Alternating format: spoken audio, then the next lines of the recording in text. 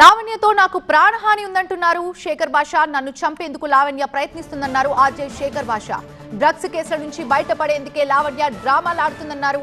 అమ్మాయిలకి డ్రగ్స్ అలవాటు చేస్తుంది లావణ్య అన్నారు శేఖర్ భాషా.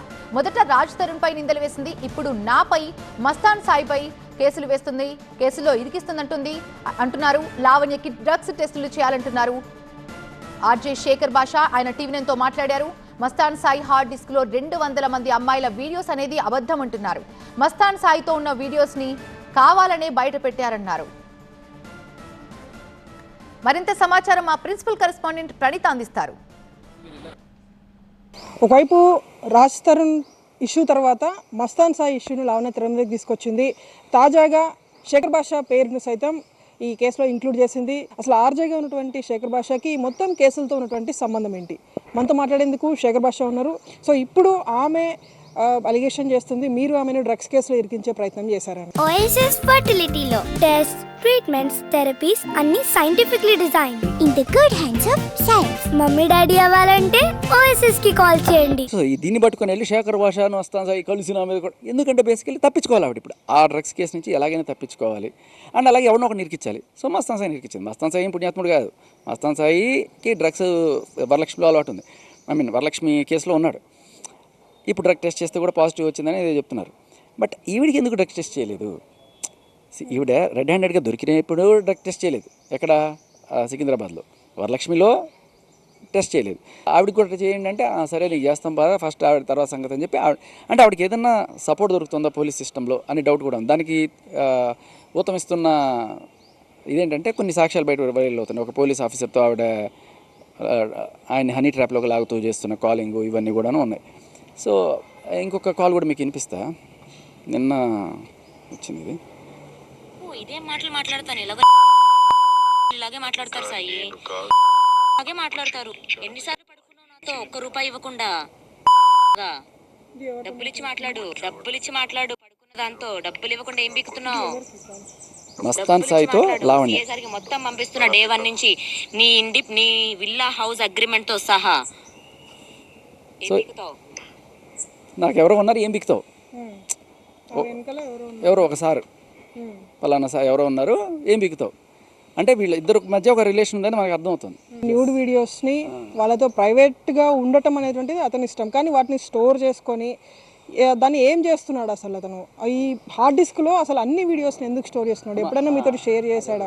ఒక అమ్మాయి ఫోన్ చేసి నాకు చచ్చిపోవడం తప్ప వేరే ఆప్షన్ లేదు, నావన్నీ ఇలా మీడియాకి ఎందుకు ఇస్తున్నారు, నన్ను ఎందుకు రోజున పడేస్తున్నారు. ఈ అమ్మాయి 3 నెలల క్రితం నుంచి నన్ను వేధిస్తుంది. ఎవరు? లావణ్య. ఈ హార్డ్ డిస్క్ 3 నెలల క్రితం తీసుకొచ్చిందట మస్తాన్ సాయి దగ్గర నుంచి. వాడు సరే వాడికి ఆ పైసాచికి ఆనందం ఏమిటో అలా స్టోర్ చేసుకోవడం, వాడు స్టోర్ చేసుకుని నేను అడిగాను మస్తాన్ సాయి నేను ఏమన్నా బ్లాక్మెయిల్ చేస్తున్నాడా అంటే, మస్తాన్ సాయి బ్లాక్మెయిల్ కాదు, లావణ్య బ్లాక్మెయిల్ చేస్తుంది నన్ను. వాళ్ళ నాన్నకి వీళ్ళ హస్బెండ్కి, అమ్మాయి హస్బెండ్కి ఇద్దరికి పంపించింది ఈ వీడియోని.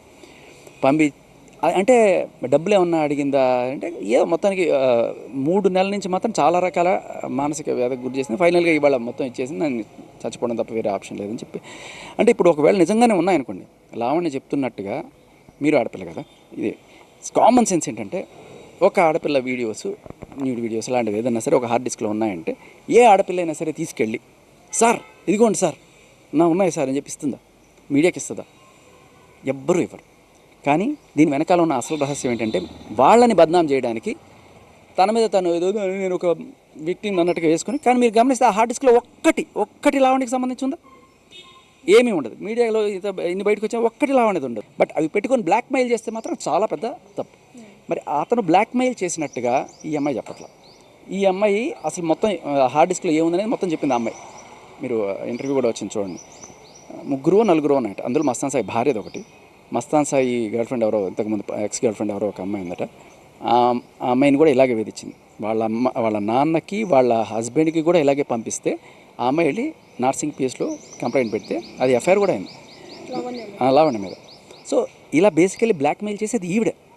కానీ ఈయన ఇరికించడానికి కంప్లైంట్లో అలా రాస్తుంది ఏదో రకంగా చేయాలని చెప్పి. కానీ ఈ రోజు దాకా మస్తాన్ సాయి మీద వీళ్ళు ఎవరు కూడా నన్ను బ్లాక్మెయిల్ చేశారని కంప్లైంట్ లేదు. నేను ఇదే ఛాలెంజ్ చేస్తున్నాను, ఒకవేళ ఎవరైనా సరే లావణ్యని డ్రగ్ టెస్ట్కి తీసుకెళ్ళగలరా?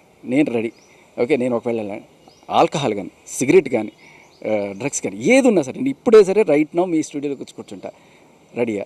నేను అదే అడుగుతున్నా, ఆవిడ దమ్ముంటే వచ్చి కూర్చొని ఒక్క డ్రగ్ టెస్ట్ తీసుకోవచ్చు కదా, ఎందుకు డ్రగ్ టెస్ట్ తీసుకోవట్లేదు? ఇన్ని మాటలు చెప్తున్నా ఆవిడ, నువ్వు నిజంగా శుద్ధపోస అయితే డ్రగ్ టెస్ట్ తీసుకో.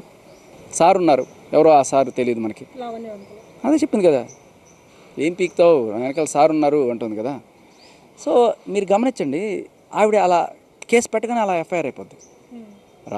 ఒక డ్రగ్ ఎడిక్టివ్, రెడ్ హ్యాండెడ్గా పట్టుబడిన 45 రోజులు చెంచల్గూడలో జైల్లో ఉండొచ్చిన, ఇన్ని అక్రమ సంబంధాలు ఇవన్నీ మనం బయటే చూసాం. మస్తాన్ సాయి గుండె చప్పుళ్ళు, చింటూ గారి మంచం కోళ్ళు ఇవన్నీ మనం చూసిన ఈవిడ వెళ్ళి స్టేషన్లో కేసు పెట్టగానే మహామహిళ వచ్చిందిరా అని చెప్పి టక్కుమని కేసు పెట్టేసిన పోలీసులు. మరి ఒక రీసెంట్గా మాధవి లత మీద ఎవరో 4 తిట్టారని చెప్పి ఆవిడ ఏదో కేసు పెట్టడానికి తిరుగుతుంది పోలీస్ స్టేషన్ చుట్టూ. 4-5 రోజులు తిరిగినా కేసు అవ్వలేదే ఎందుకు? ఎవరికైనా డౌట్ వచ్చేది ఏంటంటే ఏమన్నా ఉందా ఆవిడకి, ఎవరన్నా రికమెండేషన్లు పైనుంచో లేకపోతే ఎక్కడి నుంచో వస్తున్నా, ఎవరు ఇలాంటివి చేస్తున్నారని చెప్పి. సో పోలీసులు కూడా ఒకవేళ ఇది అభాండం అయి ఉండొచ్చు, ఎలిగేషన్ అయి ఉండొచ్చు, కానీ వాళ్ళు ప్రూవ్ చేసుకోవడం కోసం ఒక ట్రాన్స్పరెంట్ ఇదైతే బాగుంటుంది. ఎందుకంటే ఈయన అరెస్ట్ చేసినప్పుడు ఆవిడని కూడా అరెస్ట్ చేయడం కూడా కాదు, ఫస్ట్ కనీసం డ్రగ్ టెస్ట్కైనా పంపించాల్సింది కదా. ఎందుకు డ్రగ్ టెస్ట్కి ఇప్పటిదాకా ఇంత కేసు 45 రోజులు చెంచల్గూడ జైల్లో ఉండొచ్చి ఇంత చేసినా కూడా ఆవిడకి డ్రగ్ టెస్ట్ ఎందుకు చేయించలేకపోయారు పోలీసులు? అన్నిటికంటే దారుణం ఏంటంటే ఇవి ఇక్కడితో పెరిగి డ్రగ్స్ అమ్మడం, కొనడం, వాడడం, ఇవి 3 కాకుండా అమ్మాయిల్ని దాంట్లో వాళ్ళ జీవితాలు నాశనం చేయడం అనేది చాలా పెద్దది. మీరు వాళ్ళ తరపున అంటే అమ్మాయికి యాంటీగా మాట్లాడుతున్నారు. ఆ కేసులో ఉన్నటువంటి పర్టికులర్ రాజ్ తరుణ్ కానీ, జానీ మాస్టర్ కానీ, హర్ష సాయి కానీ, మస్తాన్ సాయి కానీ ప్రతిసారి మీరు అబ్బాయిలకే వాళ్ళకి సపోర్ట్ చేస్తున్నటువంటి ఒక అలిగేషన్ మీ మీద ఉంది. సో దీనికి ఏం చెప్తారు?